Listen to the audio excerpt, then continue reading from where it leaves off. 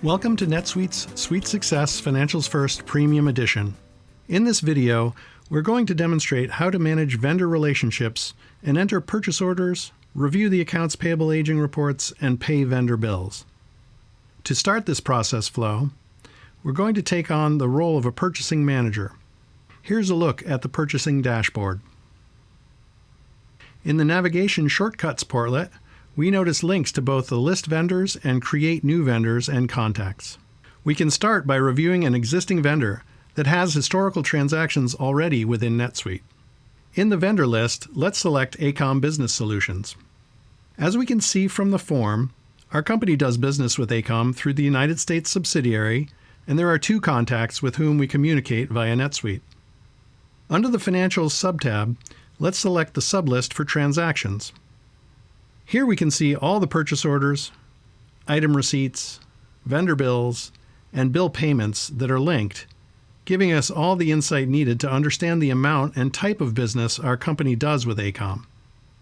Under the Items sublist, we can also see what vendor items are purchased from AECOM, as well as the current pricing for each. If we look to the top left of the screen, you'll see a half-circle gauge that looks like a speedometer. Let's go ahead and click that link, which opens the vendor dashboard. From the vendor dashboard, we have a full view of all relevant vendor information and key performance indicators regarding purchases, AP balances, and any overdue amounts. These vendor-specific dashboards are very useful when we're managing the relationship on the phone or during internal meetings when vendor selection is on the line. We can see that there's a vendor bill that's past due. By clicking on the link directly from the portlet, the specific list of open bills is displayed. We can isolate the past due vendor bill in order to drill down directly for further investigation. We're now able to get to the root of the problem and act on the issue without having to first sort through other systems and paperwork. Let's send an internal or vendor communication from the overdue bill to start the process of payment or cancellation right away. When we return to the vendor dashboard, you'll see the links that give access to purchase, financial, and transactional reports. These links are filtered here to include only the output results related to my AECOM vendor relationship. Now let's walk through the process of entering a new purchase order for AECOM. While we're on the vendor dashboard, we can select the Enter Purchase Orders link from the Transactions section to begin the process. Since we're hitting this link from the vendor dashboard, there's no need to enter any information about AECOM except what items I'm interested in purchasing at this time. We can go ahead and select the Dell 24-inch monitor that we saw on the items list before for this vendor.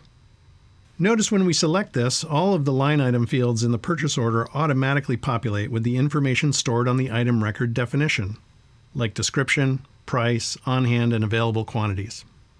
This automation greatly reduces data entry and increases accuracy and consistency in purchasing items over time. We will click the blue Save button down arrow in the upper left under the purchase order icon and select the Save an Email option. But notice that a mandatory field identifying the inventory location is required in order to save this record. We can select the US 1 warehouse and save and email this purchase order directly to AECOM. Now we can take a quick look at the AP aging report, enter the vendor bill, and pay it to wrap this up. One click on the AP Aging tile icon launches the AP Aging report for all vendors that our company manages.